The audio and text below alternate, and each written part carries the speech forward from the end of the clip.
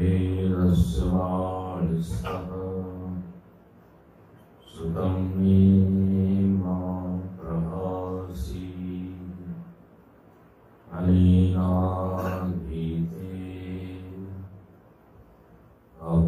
अहोरात्रां सन्दधामि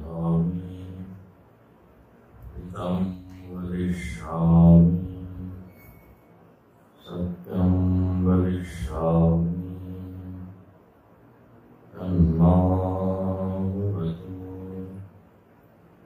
तद्वक्तारमवतु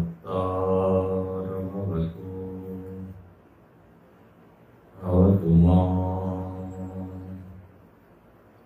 भवतु वक्तारम्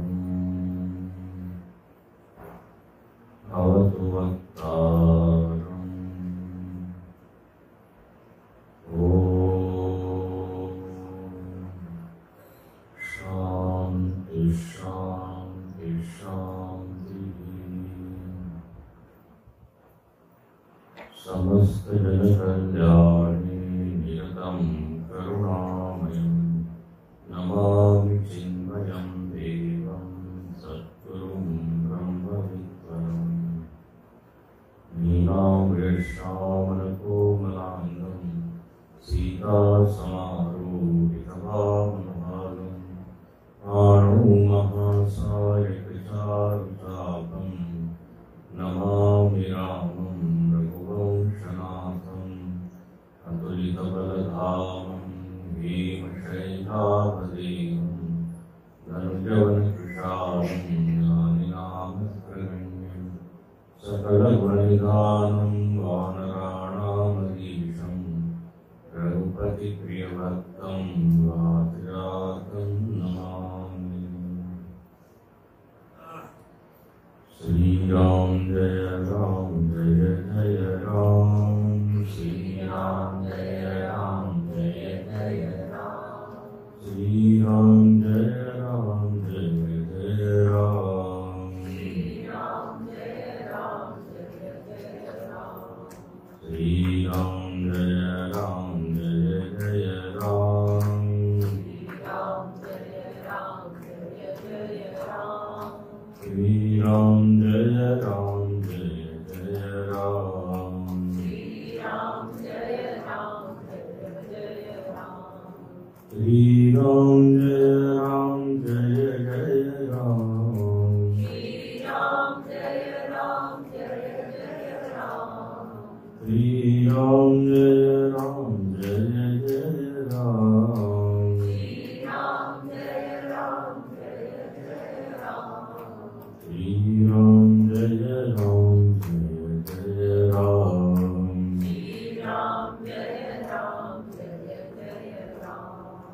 श्रीराम जय राम जय जय राम श्रीराम जय राम जय जय राम श्रीराम जय राम जय जय राम।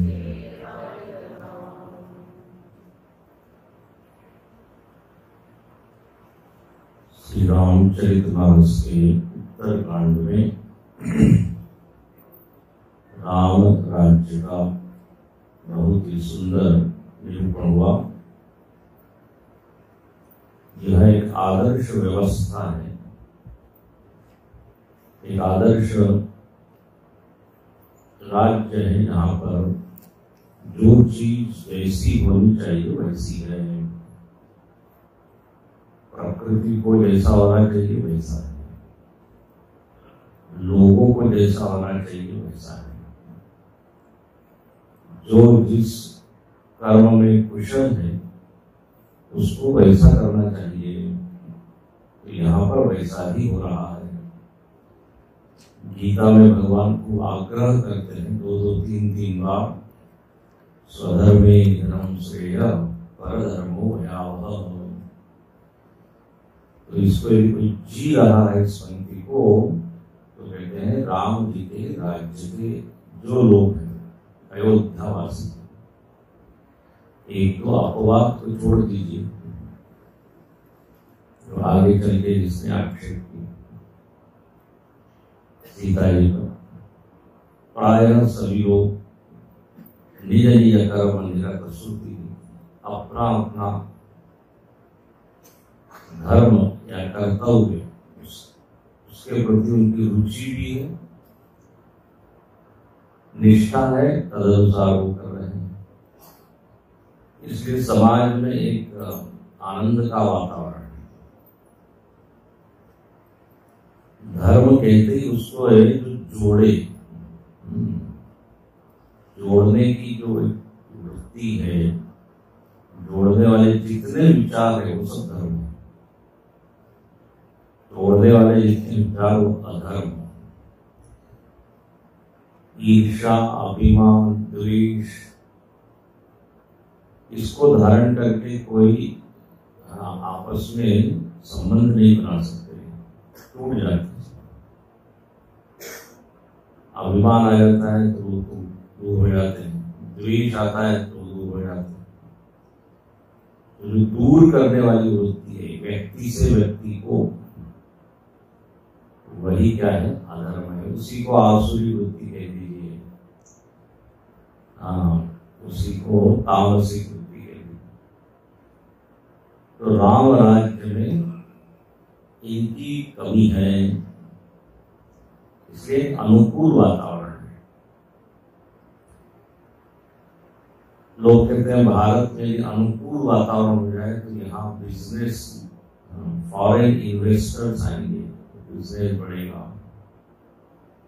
तो नेता या राजा का काम ये होना चाहिए कि समाज में ऐसा एक अनुकूल वातावरण बने जहाँ पे कि व्यापारी को डर न हो, शंका न हो,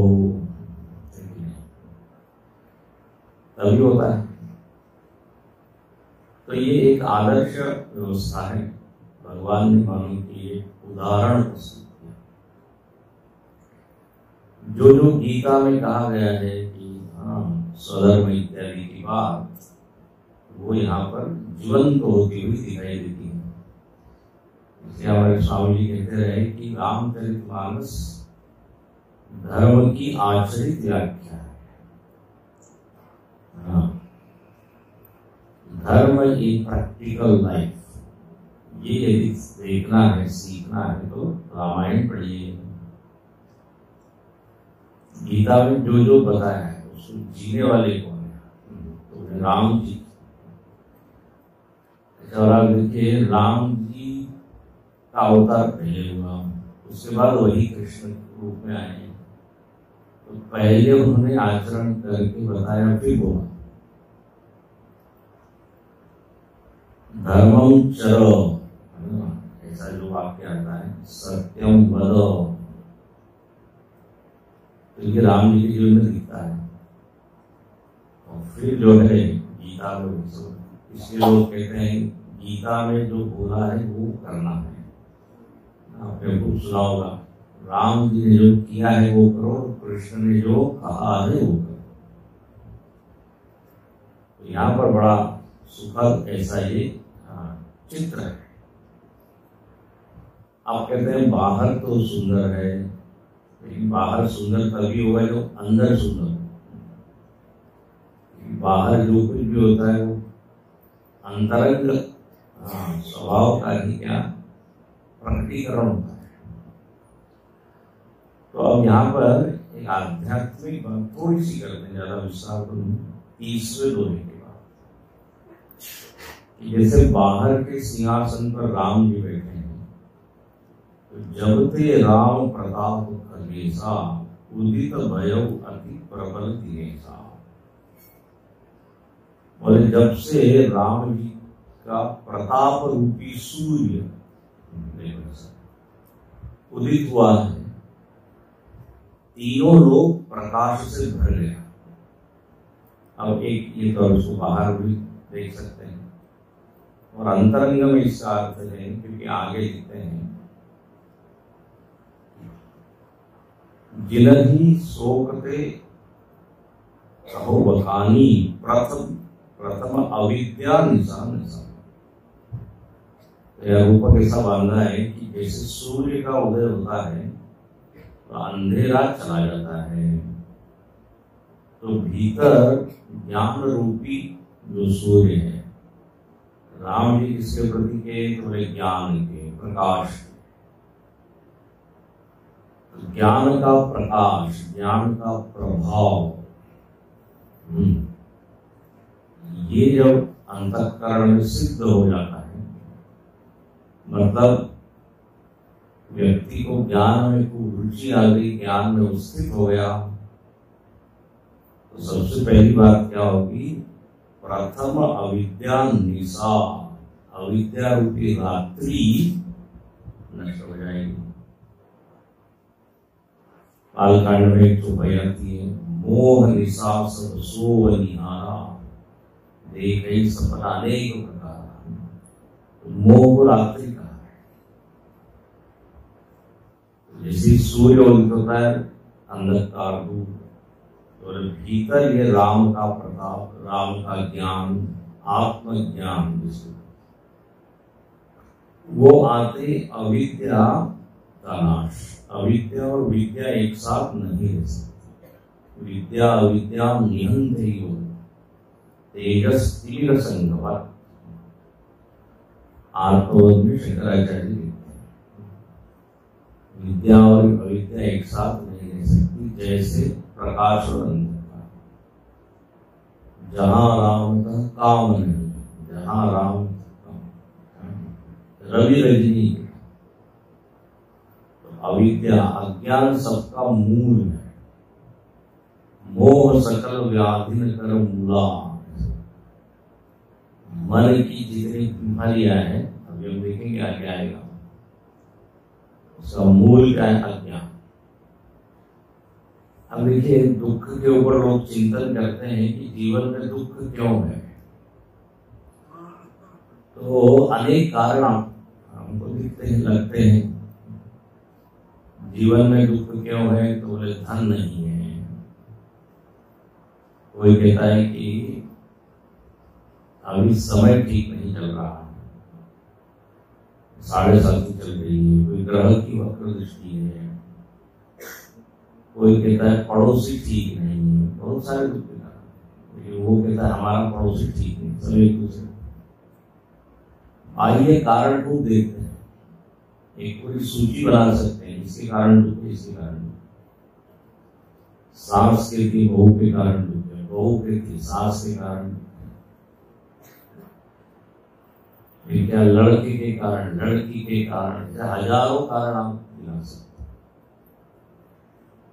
जो लोग वास्तुशास्त्र को जानते हैं वो कहते हैं सारा दोष घर की डिजाइन का है। खिड़की के कारण सारा दुख हो रहा है, गलत दिशा में खिड़की है ना। फिर थोड़ा और गंभीर विचार होता है तो मालूम पड़ता है कर्म के कारण दुख, मालूम नहीं कौन से जन्म का कर्म का फल हम भोग रहे हैं, कर्म फूटे हैं कर्म के कारण। क्योंकि परिस्थितियां जो बाहर की आती है उसका कारण क्या है? कर्म। तो परिस्थिति का तो दोष मत दीजिए, दोष किसका है? कर्म का। ऐसे बहुत से कारण है। अंततः आप पहुंचते हैं कहाँ? अज्ञान। बड़ा विचार होता है, वेदांत की पहली कक्षा में ये सब बताया जाता है। भक्त लोग कहते हैं जीवन में दुख है क्योंकि आपने भगवान से प्रेम नहीं किया, जिससे संबंध जोड़ना चाहिए उससे आपने जोड़ा नहीं। अब यहाँ बल्ब में और फैन में कुछ भी शक्ति नहीं है, क्यों? बोले कनेक्शन टूट गया। जीवन में प्रकाश चाहिए तो बोले भगवान से जुड़ो, शक्ति चाहिए तो शक्तिमान से जुड़ो। तो अच्छा, मजेदार बात है कि जितने उत्तर है ना वो थोड़ी थोड़ी प्रतिशत में सब सही। हाँ सही है, भगवान का नहीं ध्यान किया, इससे जिन्होंने ध्यान किया उनको सुख मिला। कर्म बराबर दुख के कारण है, जिन्होंने सत्कर्म किया उनको अच्छा, उनको तुरंत लाभ देता है। डिजाइन बदली, बोले हाँ अब थोड़ा ठीक हो गया है, हुआ लेकिन ये दुख को पूरी तरह समाप्त नहीं कर सकते, ये टेम्पररी साधन। यदि सुख आ गया, हम ऐसा करें तो फिर दुख नहीं आना चाहिए। यदि वास्तव में सुख आ गया तो, यदि वास्तव में प्रकाश आ गया है, इसका मतलब अब अंधकारवाद नहीं। हमारे स्वामी एक अच्छा उदाहरण देते हैं, बोले प्रकाश आ गया, प्रकाश आ गया, लेकिन अंधकार दूर नहीं हुआ। बोले इसका मतलब प्रकाश नाम का एक आदमी है, वास्तविक प्रकाश है। वास्तविक सुख आ जाए तो दुख नहीं होता, लेकिन बार बार दुख आता है, इसका मतलब परतोनी न ये घरा, ज्ञानेश्वर महाराज, परतोनी अज्ञान न ये घरा, अज्ञान फिर से वापस नहीं आता है, ठीक से ज्ञान हो जाए तो बोले फिर बीमारी है कहाँ, इसका मूल क्या है?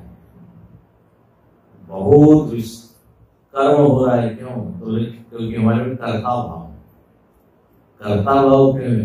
अज्ञान के। जब तक ये अविद्या नष्ट नहीं होगी तब तक, स्वामी उदाहरण देते रहेंगे, सांप के बिल पर आप मारते रहो, सांप अंदर बैठा है शांति से, इसलिए मूले उठारा हाथ। कई लोगों को समझ में नहीं आता ये क्या वेदांत पढ़ते हैं, इससे क्या होगा। लोगों को जब तक कुछ क्रियात्मक साधना नहीं बताई जाए तब तक संतोष नहीं होता।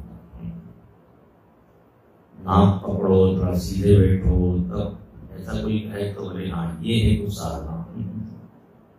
क्यों? सुनने से क्या होगा?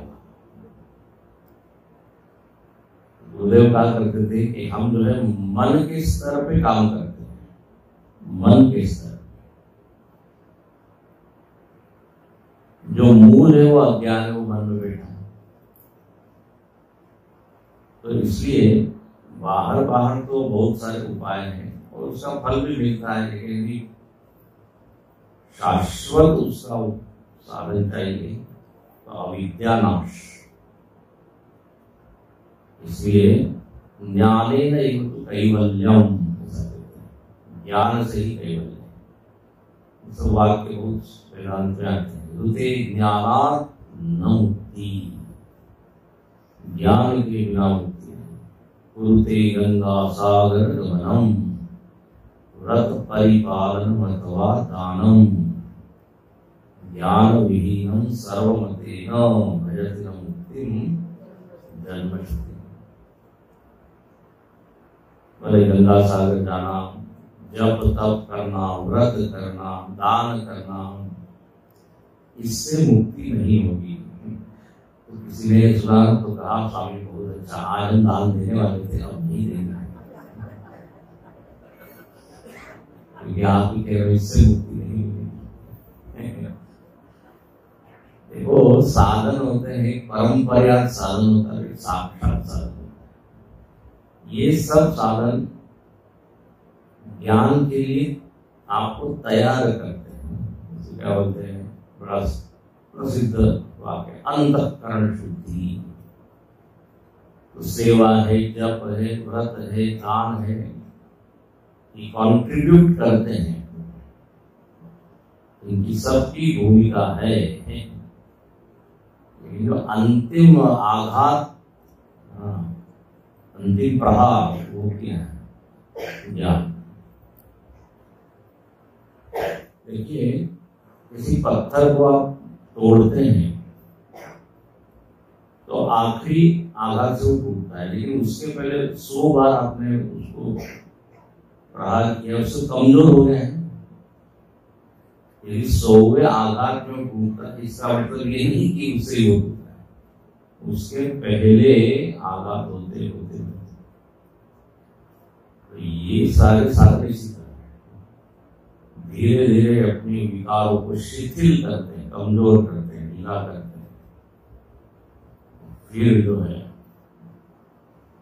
इसे पाकस्य वन्यवत ज्ञानम बिना मोक्षो सिद्धि, अग्नि के बिना जैसे रसोई नहीं बनती, सब आपने कर लिया, लेकिन तो इसलिए यहाँ पर कहते हैं प्रथम अविद्या निशान, ज्ञान से अविद्या का नाश होगा। अविद्या के नाश से क्या होगा? तो बोले अविद्या जन्य जितने विकार है, अविद्या की एक बहुत बड़ी फैमिली है, अविद्या का परिवार है। शंकराचार्य इसको कहते हैं अविद्या काम कर्म अनर्थ परंपरा है, अनर्थ परंपरा, अच्छी परंपरा नहीं है। अविद्या है, उससे उत्पन्न इच्छा। भाई इच्छाएं कब उत्पन्न होती है? जब अपने में अतृप्ति की अनुभूति, अभाव की अनुभूति में ही इच्छा की उत्पत्ति है। और अभाव की अनुभूति कब होगी? जब आपको अपने स्वरूप का ज्ञान नहीं है। बिल्कुल एकदम तर्क से सिद्ध है। स्वरूप का ज्ञान होने पर अभाव खत्म हो गया, तो फिर इच्छा क्यों? तो जब तक अज्ञान है तब तक अभाव, और अभाव को भरने के लिए इच्छा है। ये करने से सुख मिलेगा, वो करने से। जैसे जब तक आपके पेट में भोजन नहीं है तब तक भूख की इच्छा है, भोजन के बाद एक व्यक्ति डॉक्टर के पास गया, वो कहने लगा डॉक्टर साहब भोजन के बाद उनको भूख ही नहीं लगती, मालूम नहीं क्या हो गया, अब भोजन करना। बोले नींद से उठने के बाद नींद ही नहीं आती, अब इतनी 8 घंटे सोया है, अब कैसे उठने? तो जो प्राप्त है ना, तो इच्छा नहीं होती। तो अज्ञान से इच्छा, इच्छा तो कर्म में धकेलती है। हम बैठे हैं बड़े आराम से, लेकिन इच्छा आ गई, फिर आप बैठ नहीं सकते। काम ऐसी चीज है जो हमसे बहुत काम कराती है, काम ना हो तो यहाँ लिखते हैं कि अग उलूक जह कहा रुका नहीं, काम क्रोध कैरव सब जाने। जैसे अंतरंग में ज्ञान का प्रकाश होगा तो क्या होगा? अविद्या का नाश होगा। और अविद्या रूपी रात्रि में जो लोग बड़े खुश होते थे वो बड़े दुखी हो गए हैं। उनमें कौन है? उल्लू। उल्लू, उल्लू को रात में चलता है, दिन में नहीं। तो ये उल्लू सब लोग छिप गए, पाप रूपी उल्लू। पाप को यहाँ क्या है? उल्लू। अविद्या गई तो पाप गया, अविद्या गई तो काम क्रोध रूपी कुमुद जो है वो संकुचित हो गए। कुमुद रात में खिलते हैं, कमल दिन में खिलता है। तो काम क्रोध कैरव सब जाने। और ये चकोर है, चकोर किसको देखता है? चंद्रमा। चंद्रमा के एक तक को देखता है। जब चंद्रमा उदित होता है वो बड़ा सुखी है, लेकिन जैसे सूर्य उदित होता है बेचारा दुखी हो जाता है। तो बहुत सारे चकोर पक्षी अपने भीतर बैठे हैं। वो कौन? कर्म, गुण, काल, स्वभाव, ये चारों जो है दुखी हो जाते हैं। अरे रात्रि चली गई, दिन आ गया। इसका मतलब क्या है? ज्ञान होते ही इनका नाश होने लगता है, या ये हमको ज्यादा प्रभावित नहीं कर पाते। ये समझ, कर्म तो होगा लेकिन कर्म से बंधन नहीं। ज्ञान के बाद कर्म तो होते रहता है, उसको क्रिया। कर्तृत्व रहित जो कर्म है उसको क्रिया, जिसमें कर्ता भाव नहीं है। ज्ञान होने के बाद व्यक्ति मर थोड़ी जाएगा, ज्ञान होते ही मर गया, तो कोई ज्ञान नहीं प्राप्त है।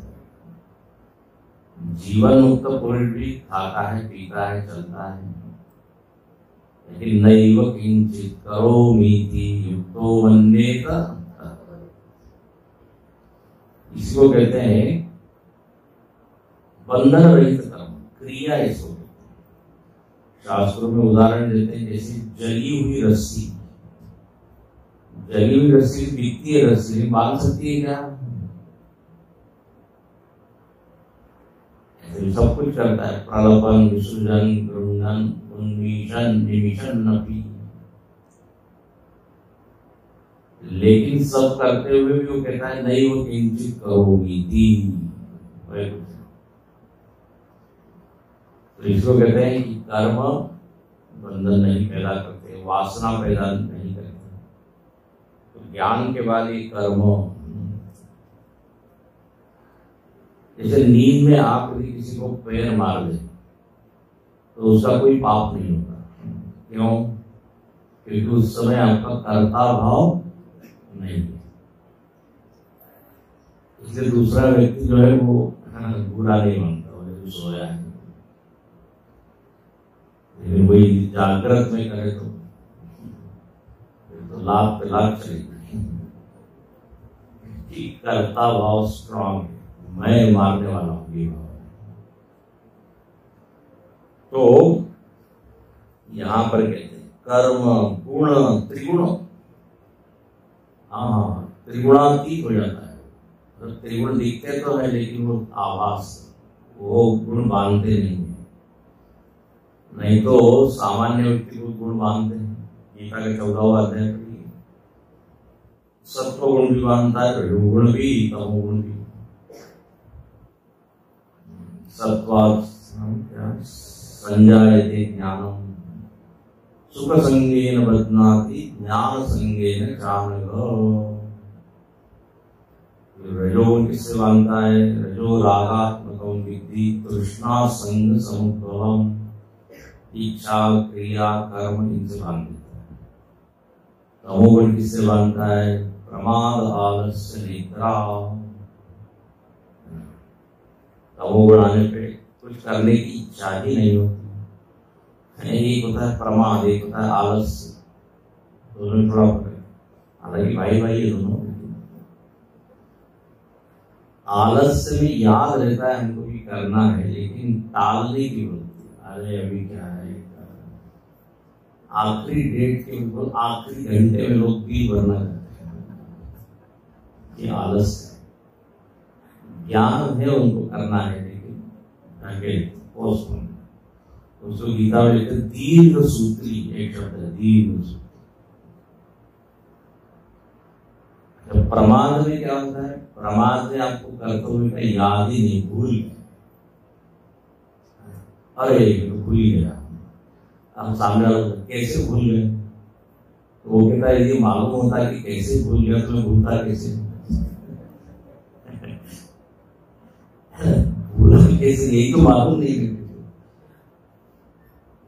बड़ा मजेदार। अच्छा, अब जब आप ये बोल देते भूल गए तो सामने वाला कुछ नहीं कर सकता, कोई दंड नहीं दे सकता। तो ये प्रमाद जो है बड़ी, इसे लिखा है प्रमादो वही मृत्यु। बोले भगवान को या तत्व को भूल गए, ये मृत्यु है सबसे बड़ी प्रमाद, सबसे बड़ा प्रमाद। छोटी मोटी चीज भूल गए तो कोई बात नहीं, स्वयं को भूलना, भगवान को भूलना, ये मृत्यु का कारण। तो बार बार जन्म मरण होगा। तो यहाँ पर कहते हैं कि ये ज्ञान के आने पर राम जी चित्त में बैठ गए ठीक ठाक स्थिर। तो ये सब विविध कर्म गुण काल स्वभाव के चकोर सुख लह इन काहू, सब चकोर है, इनको सुख नहीं मिलता। फिर देखो रात्रि में चोर को आते हैं, चोर को अमावस्या की अंधेरी। तो मत्सर मान मोह मद चोरा, ये सब चोर है। अब इनकी कोई कला चलती नहीं, इनकर हुनर न कवन हो। अंतःकरण भी आ गया तो ये सब चोर लग बैठे हुए हैं चुराने के लिए, शांति को, आनंद को चुराने के लिए। मत्सर मान इत्यादि। ज्ञान आ जाए तो चोर भी भाग जाते हैं, कोई मत्सर नहीं। मत्सर मतलब क्या? दूसरा व्यक्ति मेरे से आगे चल रहा है, ये मत्तः सरती। इसको क्या सब में वो सी राम में समझ लेके जानी। ये होने के बाद कौन कॉम्पिटिटर? मत्सर नहीं, मान नहीं, ज्ञान मान जने को मोह, ये सब चले गए। तो ये तो जो दुखी हुए उनकी बात हुई। अच्छा, सुखी कौन हुए? ज्ञान आ गया तो सुखी कौन हुए? धर्म तड़ाग ज्ञान विज्ञान, धर्म रूपी तालाब में ज्ञान और विज्ञान रूपी कमल खिल गए। सूर्य का जैसे उदय होता है, कमल खिल गए। तो कमल यहाँ क्या है? तो ज्ञान विज्ञान, सब चीजें स्पष्टम स्पष्टम पश्यति, सब चीजों साफ साफ देखता है। यही ज्ञान विज्ञान है। ज्ञान और विज्ञान के शब्द भी आपने खूब सुने।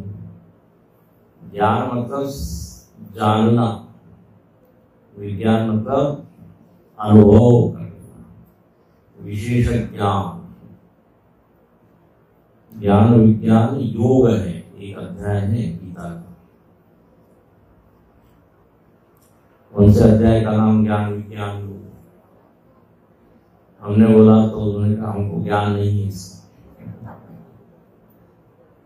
10वां की 12वां? 7वां आवाज आ रही है, 7वां। ज्ञान विज्ञान योग है।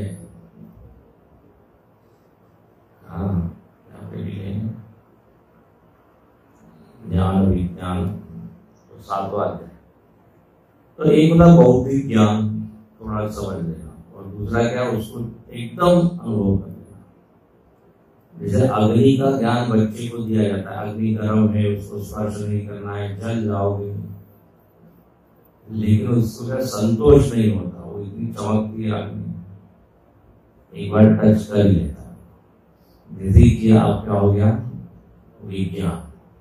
अब वो अपनी मम्मी को कहता है हाँ उधर नहीं जाना, अब वो गुरु हो गया, अनुभव सही तो उसको ज्ञान हो गया। हाँ हाँ, ये क्या हो गया? विज्ञान। तो हम लोग जो है सुनते तो बहुत, इंफॉर्मेशन तो खूब है, ट्रांसफॉर्मेशन वो जब तक पचता नहीं ज्ञान तब तक नहीं होता। थोड़ा भी यदि एक भी आप विचार यहाँ से ले जाए तो बहुत बड़ी चीज हो जाएगी। नहीं तो जैसे थे ऐसा ना।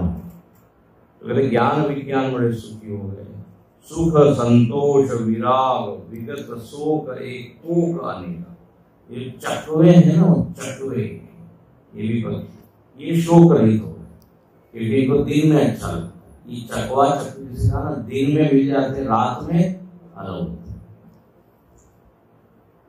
तो ये संतोष सुख ज्ञान के, ज्ञान रूपी राजा यदि हो तो ये सब खुश है।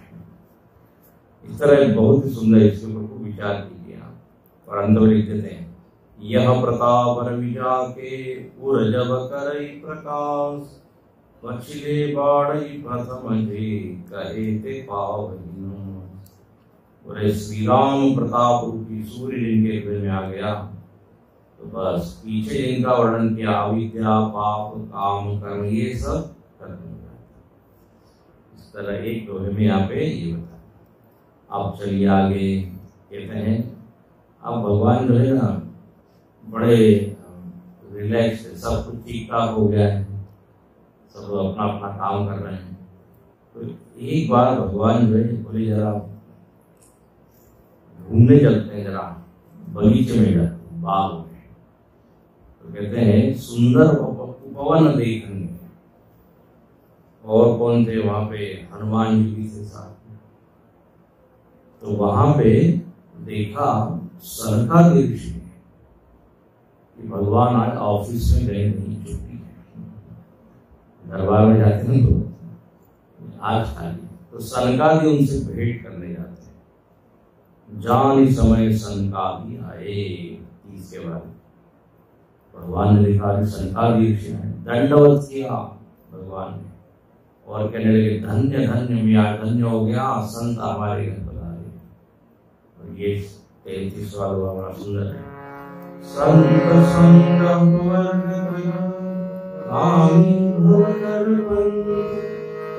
संत कवि को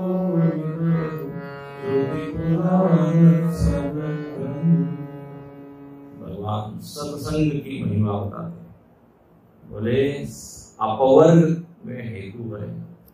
अपवर्ग मतलब बताया ना मोक्ष, पवर्ग नहीं। तो संत का संग तो मोक्ष की वजह है, कामी का संग भव का संग, दो अलग अलग दिशा में जाते हैं। तो आज मेरा बड़ा भाग्य है कि आप यहाँ पधारे और सनकादि ऋषि भगवान की स्तुति करते हैं, जय निर्गुण जय जय गुण सागर इत्यादि। और वहाँ बहुत बड़ा बढ़िया सत्संग होता है और वो लोग यही मानते हैं, अचला भक्ति आपके चरणों में हमारी हो जाए अचल। सनकादि जाने के बाद एक दिन क्या हुआ, भरत जी जो है वो भगवान से पूछना चाहते हैं। भरत जी बड़े संकोची हनुमान जी, हनुमान जी डायरेक्ट पूछ सकते हो? नहीं, उनको अभी तक वो भीतर है हमारे कारण। भरत जी का स्वभाव बहुत ही संकोची है। भरत और लक्ष्मण में एकदम अलग स्वभाव है। एक बोलने में संकोच करता है, दूसरा चुप रहने में संकोच करता है। बोल ही देता है लक्ष्मण, उनके मन में आते भगवान ये आप ठीक नहीं करें, आपको ये करना चाहिए। 3-4 प्रसंग ऐसे हैं जहां लक्ष्मण जी को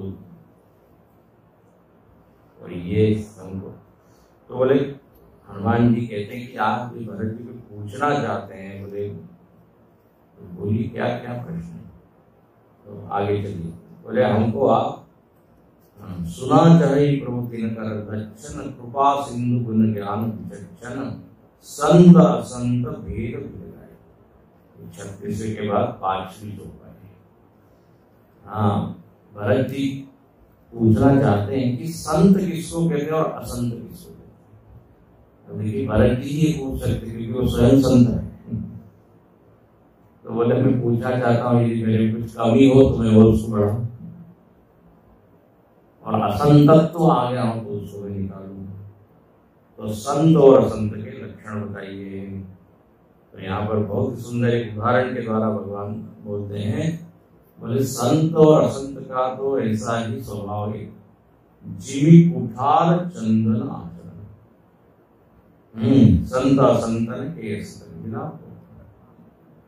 संत और असंत में फर्क क्या है? जैसे चंदन और कुठार, कुल्हाड़। एक चंदन का पेड़ है और कुल्हाड़ है। कुल्हाड़ से जो चंदन के ऊपर आप आघात करते हो तो चंदन क्या करता है, उस कुल्हाड़ी के मुंह को भी सुगंधित कर देता है। और यह बहुत सुंदर कहते हैं, ये चंदन का स्वभाव है कि जो उसको कष्ट दे रहा है उसको भी आनंद देता है। इसीलिए चंदन को जो है वो भगवान के सिर पे चढ़ाया है, क्योंकि इतना बढ़िया उसका स्वभाव।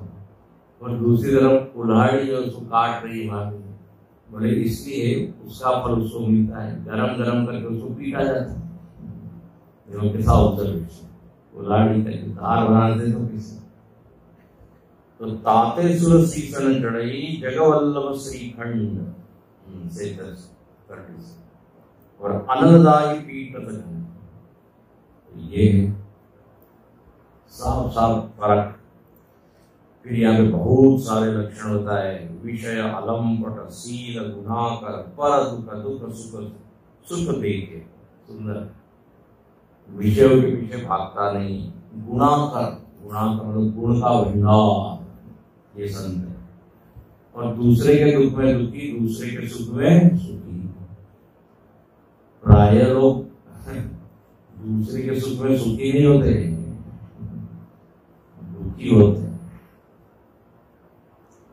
एक व्यक्ति कंप्लेन करता है, बोले जब भी भगवान आप दुख मैन्युफैक्चर करते हो तो पहला पार्सल हमारे पास भेजते हो, और सुख बनाते हो तो पड़ोसी के पास।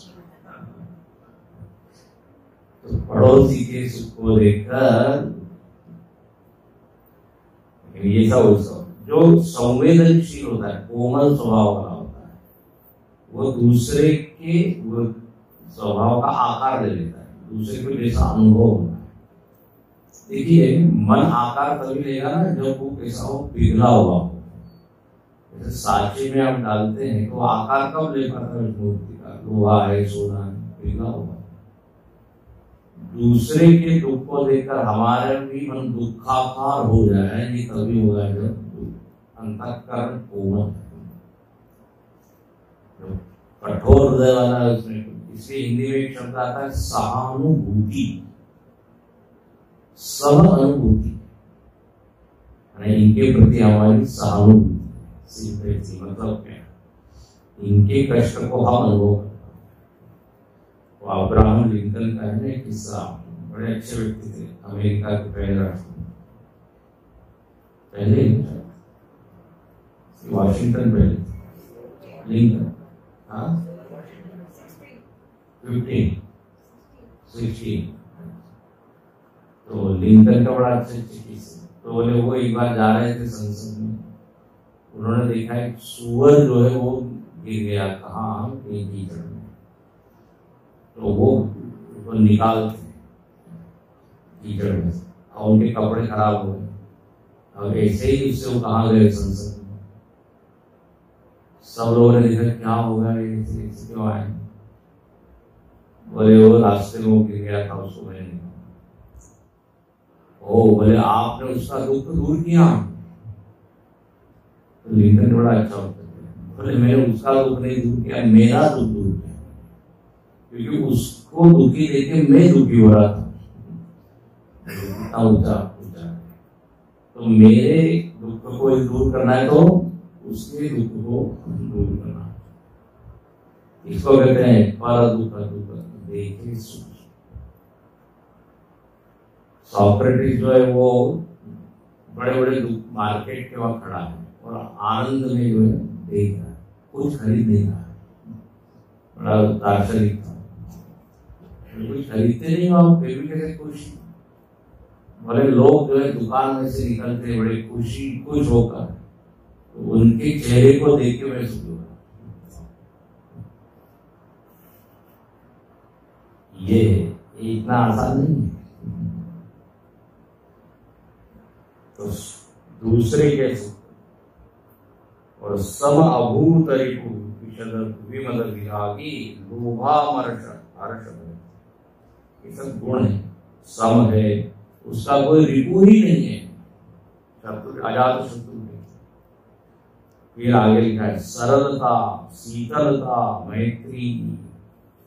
सरलता ये गुण है संत। एक संत ने बड़ी अच्छी बात कही, बोले भगवान मिलना उतना कठिन नहीं है जितना अपना सरल होना। हाँ, सरल होना बहुत कठिन है, क्योंकि हमारे स्वभाव बन जाता है टेढ़ा मेढ़ा चलने का। कोई सीधा चलना फिर भी टेढ़ा। तो शिवाजी ने उदाहरण दिया है, पानी सीधा बहता है लेकिन जो है वो टेढ़ी बड़ी चलती है, बाल काटने आता है।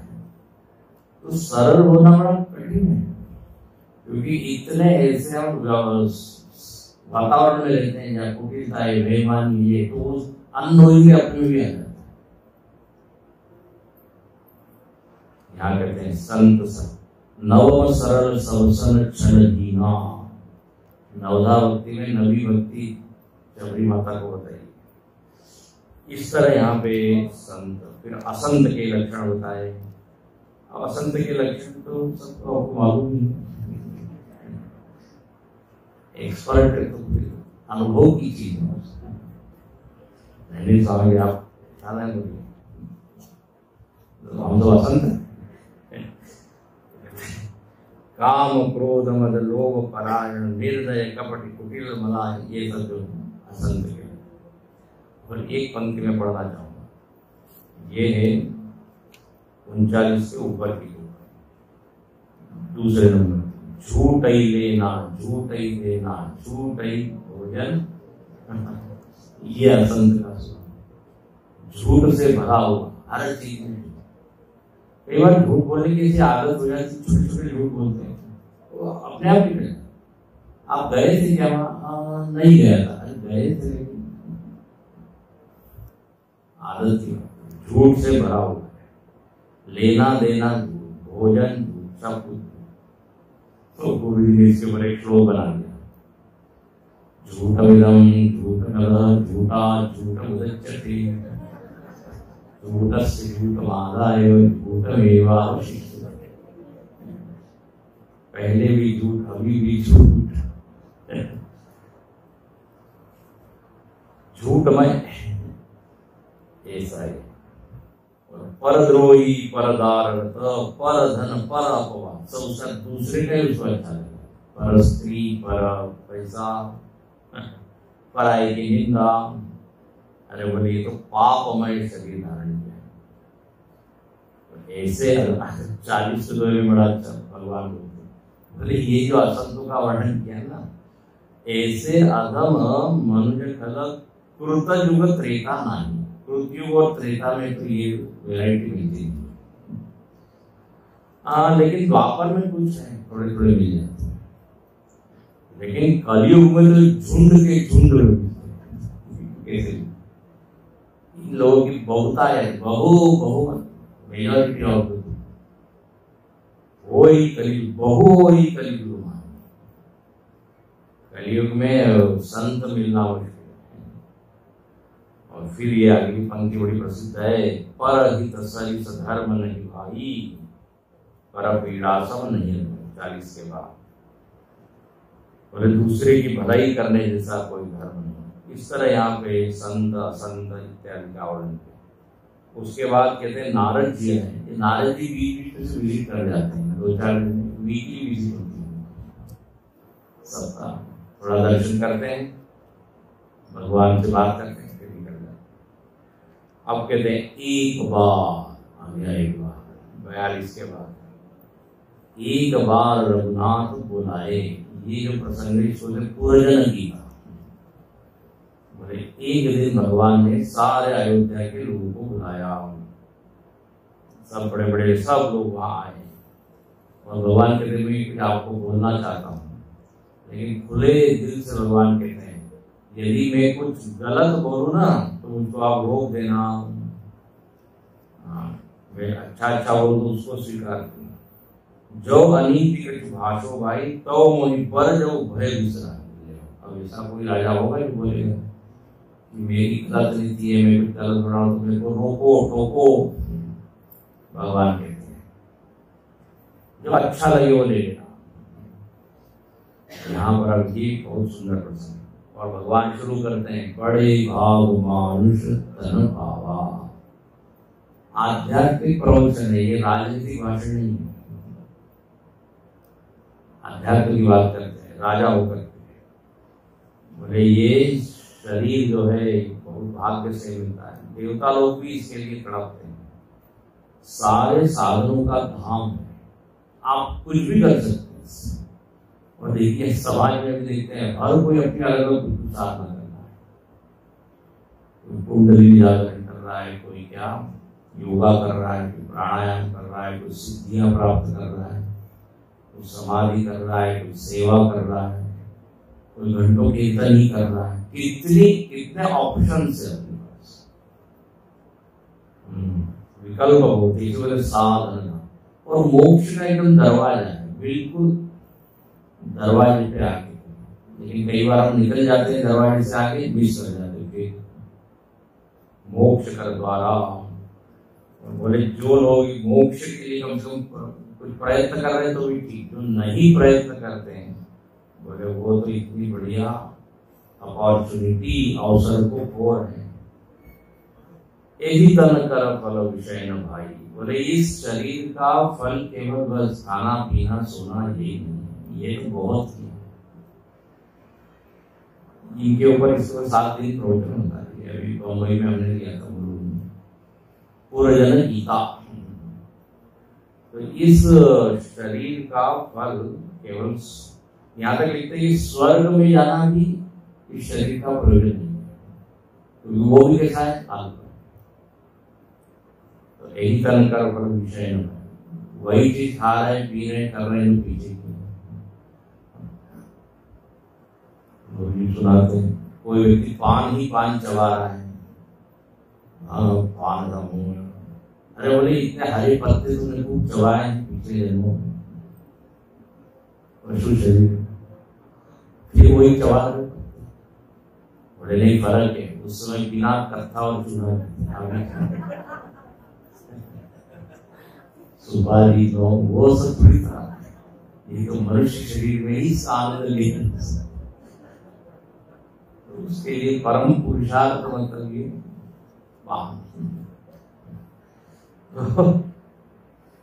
जो चीज पहले कर चुके, आहार निद्रा वय मैथुन सामान्य वेतन पशु नारायण धर्मों ही एक अधिको विशेष, एक विशेष जो चीज मनुष्य में वो है धर्म, वो हम कर सकते। फिर यहाँ कहते हैं कि देखिए व्यक्ति को किसी गुरु की प्राप्ति करनी चाहिए, ज्ञान के लिए प्रयत्न करना चाहिए। ये मनुष्य शरीर भव सागर पार करने के लिए जहाज है, जहाज। जहाज कब चलता है तो बोले जब अनुकूल वायु, देखो पहले वो आपको देखा होंगे नाव में ऐसे वो उसके अनुसार वो चलाते थे। यहाँ लिखते हैं कर्णधार सद्गुरु दृढ़ नावा, 44 के ऊपर सद्गुरु जो है कर्णधार, देखो पूरी रूपक है, ये शरीर जहाज है। और सन्मुख मरुत अनुग्रह में, मेरी जो कृपा है ना वही अनुकूल वायु है। भगवान की कृपा हो तो अनुकूलता अपने को मिल जाती है, फिर सद्गुरु भी मिल जाते हैं, फिर श्रवण भी बढ़िया होता है, फिर सब कुछ। यहाँ लिखते हैं दुर्लभ साध सुलभ करी बाबा, श्रवण मनन होने लगता है, साधना में रुचि आ जाती है। जब सद्गुरु रूपी कर्णधार हो, मेरी कृपा हो, अनुकूल वातावरण।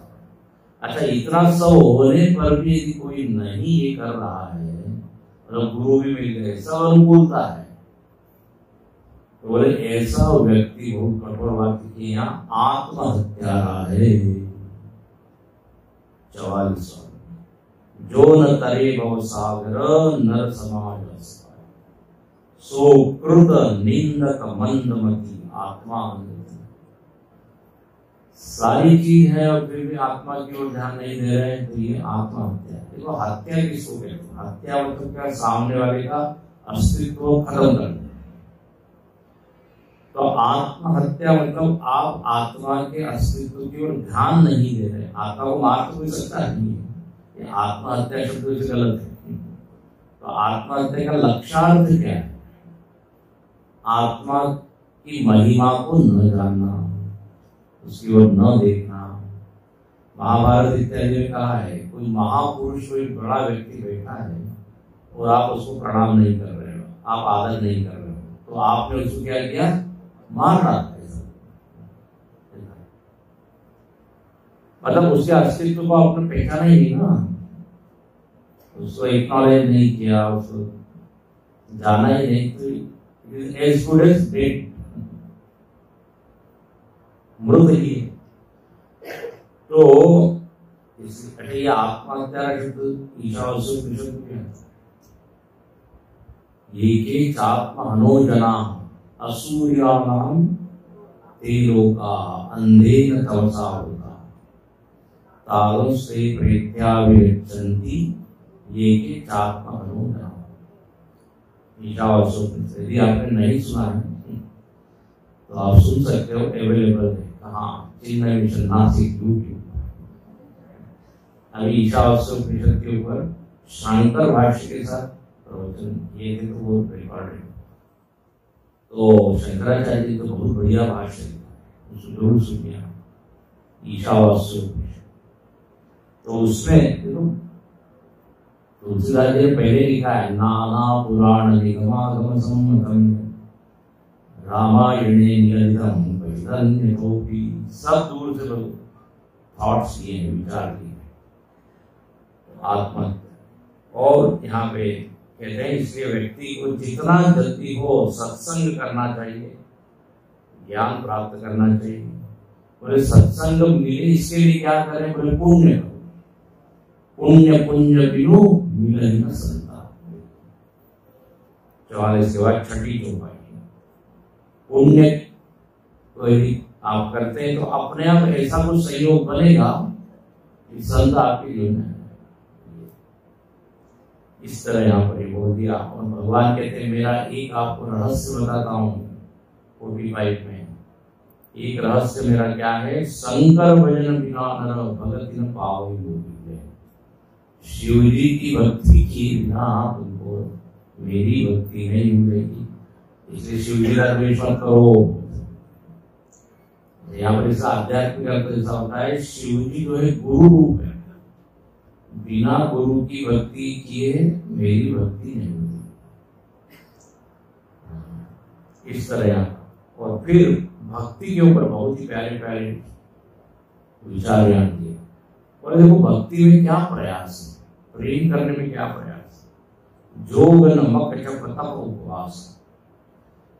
भक्ति मार्ग में न कुछ योगा करना है, न हवन करना है, न उपवास करना है, केवल प्यार करना है बस। बाकी जो है ना साधना में बड़ी कठिनाई है। आपको योगासन करना है तो फिर शरीर ठीक ठाक होना चाहिए, एकदम बहुत कठोर होगा, कड़क होगा और एकदम बोले हम पद्मासन लगा लेंगे, उष्ट्रासन कर लेंगे, तो हड्डियां कड़क कड़क आवाज आएगा,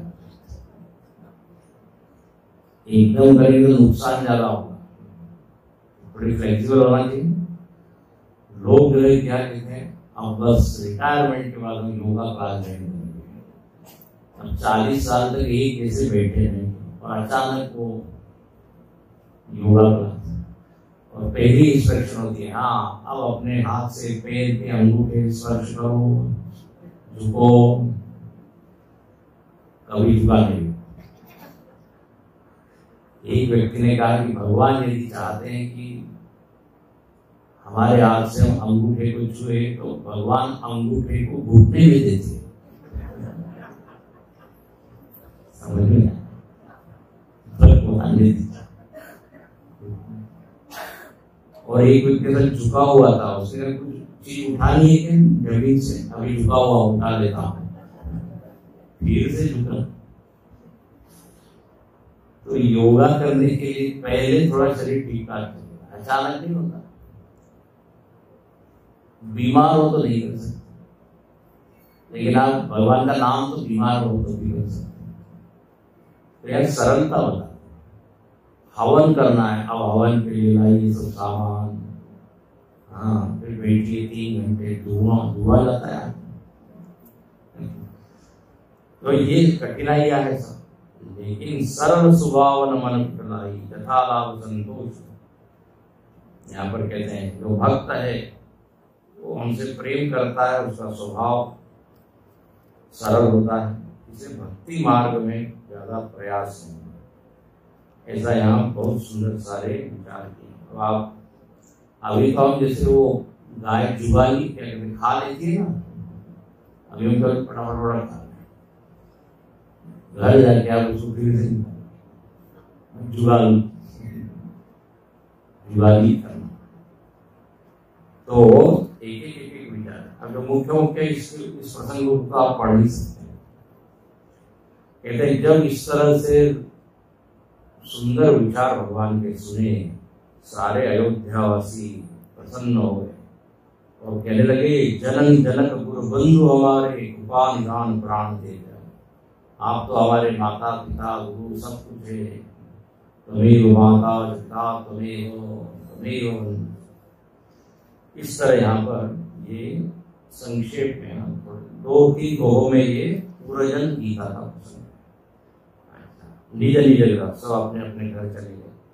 अब कहते हैं इसके बाद वशिष्ठ जी आए, भगवान के विजिटर्स हुए, जब से भगवान आया शंकर जी आ रहे, नारद जी आ रहे, अलग अलग ऋषि मिलने आ रहे।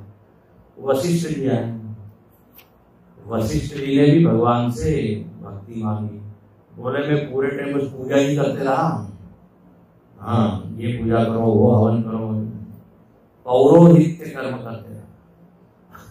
और यहाँ थोड़ा सा लिख दिया है पौरोहित्य कर्म अति मंदा, थोड़ा मंद कर्म है, क्योंकि उसमें बार बार आपको जो यजमान चाहता है वही करना पड़ता है, भले ही थोड़ा शास्त्र विरुद्ध नहीं, लेकिन यजमान को खुश करना।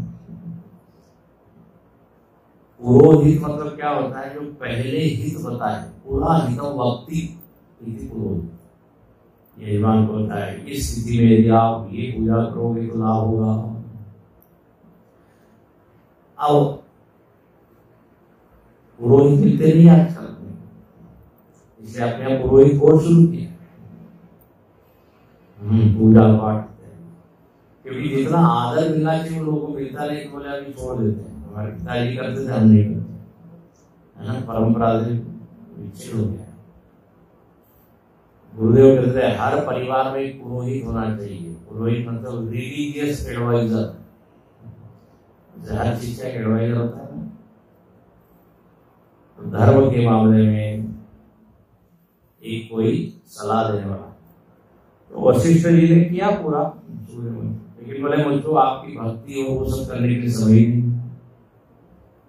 तो आप कृपा कीजिए। तो नाथ एक वर्मागौ राम कृपा करे देव, तो भी नहीं 49 जन्म जन्म प्रभु पद कमल कबहु घटे। वशिष्ठ जी को भी फिर आशीर्वाद दिया। उसके बाद कहते हैं फिर नारद जी आए। तो नारद जी बोले भगवान ने कहा आज कैसे आना, बोले कुछ नहीं, बोले स्तुति करना है, तो मांगना नहीं। आज किसी मंदिर में जाके स्तुति करके आ जाते हैं। माम अवलोकय पंकज लोचन कृपा विलोकय सोच विभोजन 50 से। इस तरह यहाँ पे ये सब आ रहे हैं। और यहाँ पे भगवान शंकर कहते हैं 51 के बाद गिरिया सुनो विशदय कथा मैं सब कही मोरी मती कथा। शिवजी कहते हैं मैंने पूरी कथा सुना दी। शिवजी को भी मालूम है अंतिम दिन आ गया है शिवजी का, तो कथा हो गई पूरी। और बोले वैसे तो ये कथा कैसी है, कितनी भी बार कहो कितनी भी देर कहो अनंत है, राम अनंत अनंत। और यहाँ इस कथा की ही महिमा बोलते हैं। इस कथा को सुनने से क्या होता है इत्यादि। और बोलते बोलते शिवजी ने बोल दिया कि उमा कहो सब कथा सुनाई जो भुसुंडी खगपति सुना। अरे ये कथा मैंने आपको सुनाई 51 के बाद 6 जो है, वही कथा आप भुसुंडी जी ने गरुड़ जी को सुनाई। मेरे संक्षेप में कही उन्होंने भी वहां पे कहा भुसुंडी जी वक्ता है, गरुड़ जी सुनता है, ऐसी एक कथा सुनाई। तब पार्वती तो पहले कहती है धन्य धन्य मैं धन्य पुरारी, मैं बड़ी धन्य हो गई, इतनी सुंदर कथा आपने सुनाई। तो ये पंक्ति जो हम लोग हमेशा कोट करते हैं 52 के बाद, रामचरित जे सुनत अगारी रस विशेष जाना। बोले जो कहता है हमने सुन लिया, उन्होंने सुना, बार बार सुनना चाहते हैं। ये ऐसी प्यास है, सुंदर एक ने कहा, जहां पर पानी कम नहीं होता और प्यास पूरी नहीं होती, ऐसी परिस्थिति। प्यास लग रही है, पीते रहो, अब बहुत पीते रहे पानी खत्म हो जाएगा, बोले खत्म नहीं। ऐसा होना चाहिए प्यास भी लगी रहे, पानी बंद खत्म हो, मजा लेते रहेगा। इसे भूख लगती है और भोजन भी मिलता है। तो ये ऐसी तृप्ति है जो होती नहीं, और चाहिए और चाहिए। जीवन मुक्त महामुनि देव हरि गुण सुनई निरंतर देव। और जो जीवन मुक्त महामुनि है वो निरंतर इसको सुनते रहते हैं। ये भाई देखिए दो ही चीजें, एक ईश्वर है एक नश्वर है। नश्वर की कथा सुनने में मन खराब हो जाएगा, हमें जगत की लोगों की। भगवान की कथा सुनते हो मन प्रसन्न रहेगा। तो यहाँ पर लिखते हैं कि ऐसी सुंदर कथा है। और बोले आपने ये जो कहा कि ये कथा किसने किसको सुनाई, आप भूषुंडी ने गरुड़ जी को।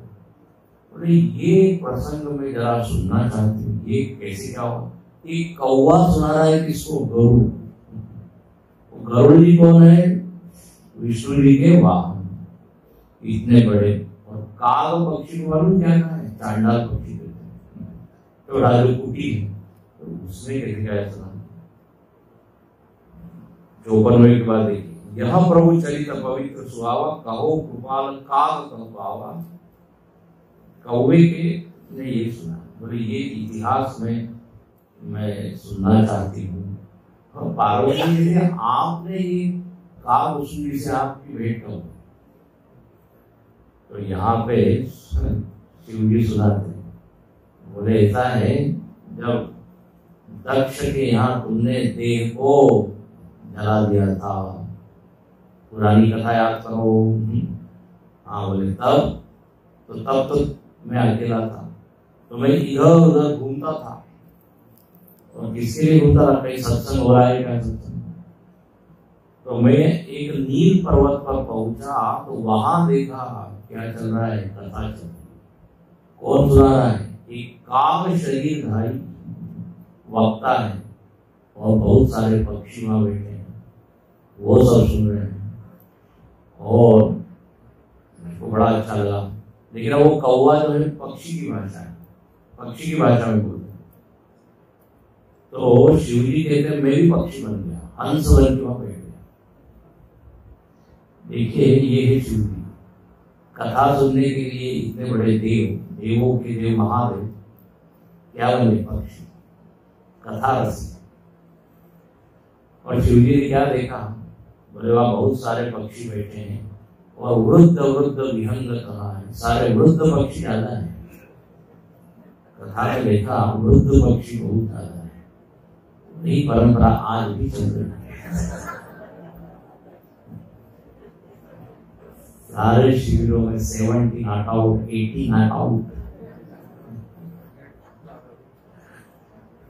हम लोग ज्ञान एक भी देखते शहर में, सब लोग जो वृद्ध। अब युवा लोगों के पास टाइम नहीं, सुबह निकल जाते हैं फिर कब आते हैं मालूम, टाइम भी नहीं, इंटरेस्ट भी नहीं। इतना आजकल क्या व्यस्त उनका, और उनको लगता भी नहीं कि इसमें कुछ हमको मिलने वाला है। एक्चुअली सब कुछ मिलने वाला है। ऐसा कहते हैं ना, जब समय होता है तो समझ नहीं होती, जब समय आती है तो समय निकल जाता है और फिर पछताते हैं। चिड़िया चुप गई थी, अरे बेटे पहले सुनता तो कितना अच्छा होता। जो हमारा प्राइम टाइम होता है, क्लीन जिसको कहते हैं, बढ़िया वाला समय, वो तो हम धन कमाने में ही लगा देते हैं। तो वो लगाना चाहिए, थोड़ा है टाइम निकालना चाहिए। इसके लिए जो बिल्कुल हम उपेक्षा ही कर देते हैं, वो नहीं होना चाहिए। अमेरिका से कुछ लोग आए, अब अमेरिका में सारे युवा लोग ही गए हैं भारत से, 40-50 एक लोग तो IT इत्यादि, वहां सारे एमपीओ में तो युवा लोग ही दिखते हैं, स्टडी ग्रुप में युवा लोग। वो जब आए किसी शिविर में तो उन्होंने देखा यहाँ सब, बोले यार यंग जनरेशन है ही नहीं क्या भारत की? जिस अवस्था में थोड़ा बहुत ज्ञान मिलना प्राप्त करना चाहिए।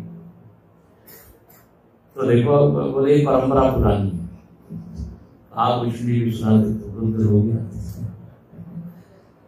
वृद्ध। ऐसे कुछ लोग तो उसके बाद भी शुरू नहीं किया, अभी से, अभी तो 80 साल का है, अभी से बाद में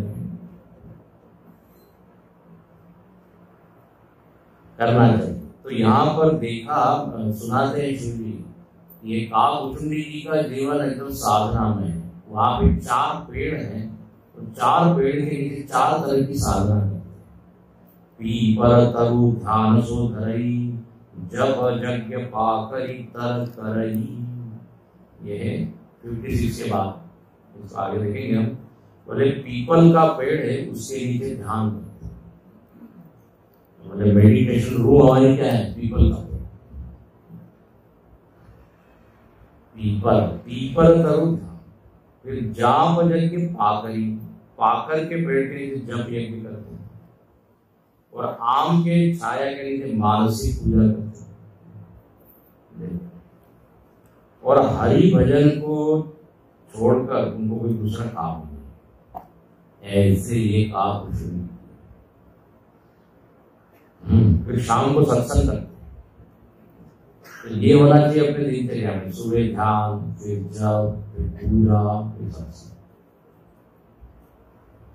शिव जी ने ये सुनाया तो पार्वती जी को बहुत उत्सुकता, गिरिजा कहियो सो सब इतिहासा, ये गिरिजा मैंने तुमको इतिहास सुना। तो अब यह प्रश्न पार्वती जी के मन में आया कि ऐसा क्या हो गया कि गरुड़ जी गए कहाँ, कालभूषण जी के पास, और ये राम कथा की बात है। तो बोले बस वही रोग जो तुमको हुआ था। क्या मेरे को क्या रोग हुआ? बोले तुमको समझ में नहीं आया था कि राम ईश्वर कैसे, तुमको लग रहा जीव है जीव। तो तुमने कथा सुन ली तो हो गया ठीक नहीं पहले। तो ऐसा ही हुआ जब रावण के साथ युद्ध हो रहा था, नागपाश से भगवान को बांध दिया, तब क्या हुआ, गरुड़ जी को बुलाया गया और गरुड़ जी ने वो बंधन खोला। तो गरुड़ जी के मन में वही प्रश्न आया तुम्हारे मन में कि यदि ये ईश्वर रहते अपना बंधन खुद खोल लेते, मुझको क्यों? तो ये प्रश्न उनके मन में आया। तो अब उसका उत्तर सुनने के लिए वो इधर उधर भटक रहे थे। बोले ब्रह्मा जी के पास गए गरुड़ जी, पर मुझे समझ में नहीं आ रहा है राम जी की। ब्रह्मा जी ने कहा इसके एक्सपर्ट शिव जी है, मेरे पास भेजना। लेकिन मैं उस समय जरा व्यस्त था, कैलाश जा रहा था। मैंने एक सूत्र उसको पकड़ा दिया गरुड़ को, जब बहुकाल करिए सत्संगा तब हो ही संशय सबका। तुम जब बहुत सत्संग करोगे तुम्हारा ये भ्रम दूर हो जाएगा। तो गरुड़ जी ने पूछा सत्संग करने कहाँ जाऊं? तो शिव जी बड़ा अच्छा बोलते हैं, बोले ऐसा है मैं तुमको सुना सकता हूँ लेकिन मैं तो संस्कृत में बोलूंगा, तुम हो पक्षी, खल जाने खल ही की भाषा, पक्षी के पास में तुमको भेजता हूँ, तुम्हारी भाषा में बड़ा अच्छा संवाद। और मैंने उसको भेज दिया कहाँ, कालभूषण, और जानबूझ के कौवे के पास, ताकि इसका अभिमान। इस तरह एक वो हम देखेंगे सवाल। ओम